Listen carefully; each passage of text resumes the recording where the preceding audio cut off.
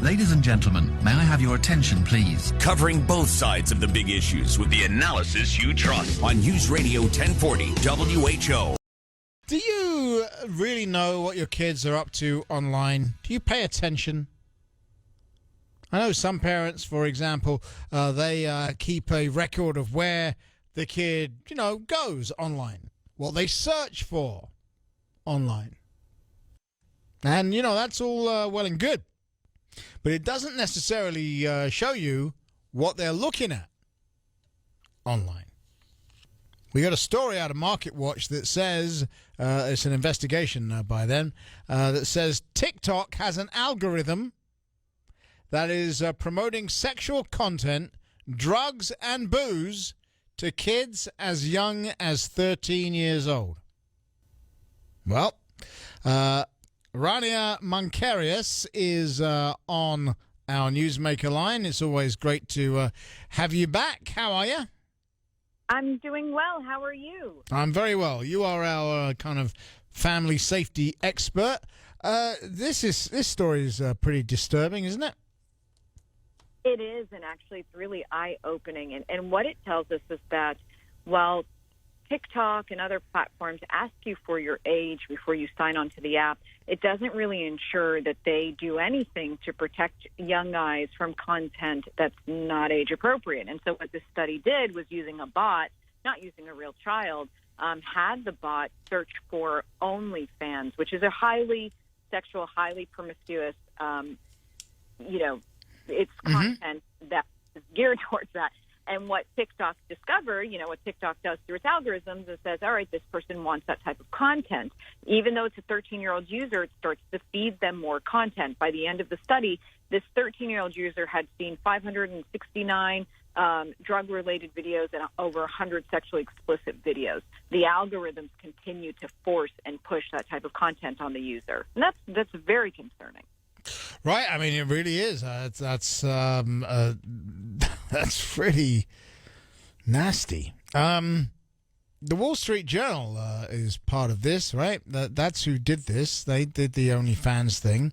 And it's just remarkable. And I say this again because I do not think that parents actually know what their kids are up to.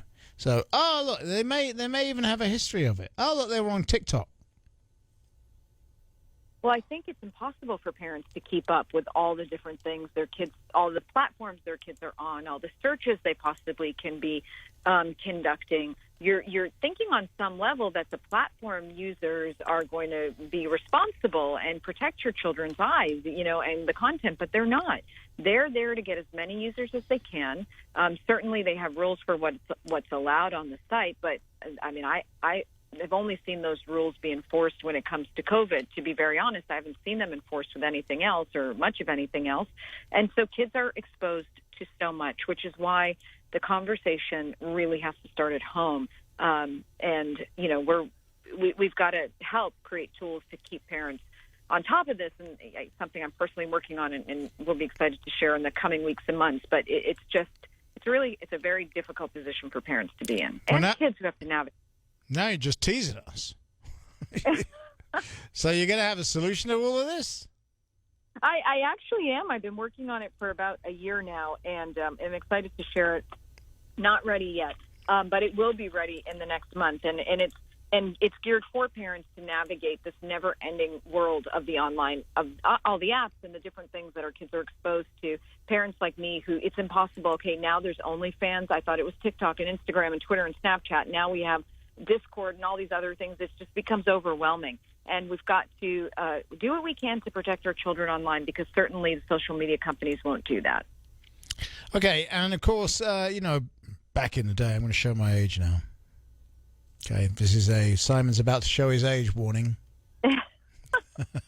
So, look, my kids wanted to use the computer. That was great. I loved it. And they did it in the living room. Because they didn't have those handheld. I mean, they did have cell phones, but all they could really do was text their friends. There was no apps or all that stuff that they could join. I think Facebook was about it.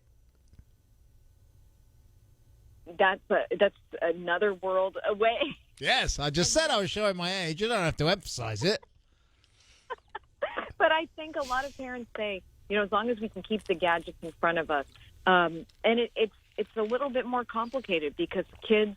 I'll tell you, Simon, I'll have some families say, well, that's why I don't give my child a cell phone. I refuse to do the cell phone. I say, well, do they have an iPad? They say, yeah, they've had an iPad since they were 8 years old. I say, well, they can access all the same things on the iPad. Yes, exactly. And the iPad they take to their rooms, and same with the cell phone. So it's more of having a conversation and knowing how you can use the phone and the technology to help you, as opposed to feel that you are a victim of it and you can't stay on top of it. Right. It's really difficult. Man, am I ever glad I'm not a parent right now, because it's really difficult, and it's very hard to know how to deal with so much of this stuff as a mom or a dad now. It is, and it's we'll have parents that say, well, that's why I forbid cell phone altogether, and they're not allowed to be on any of these platforms, and that's not necessarily fair for kids who, whether we like it or not, are being raised in a digital world. It's not fair to be doing to our kids. Nope, definitely not. You've got to let them use all the devices that are out there, because that's going to be their lives. And if they fall behind, well, then you're actually giving them a handicap going forward. That's exactly right. All right. Well, look, I'm very excited to find out what it is you're going to share with us, obviously exclusively, in about 2 weeks, right? And about a month, you will be getting the first call. I promise you. A month, maybe less. Hopefully, less time than that. Okay. All right. Well, we'll hold you to that, because if you have a solution to this, you're going to be a very wealthy lady. No, you are really. Well, if this is a real solution, you will be a very wealthy lady. I hope more than anything that it's helpful, and it's come out of a lot of conversations, a lot of research, and a lot of studying. So we're excited. And the money won't hurt. Yeah. We just like to be straight up here on this show.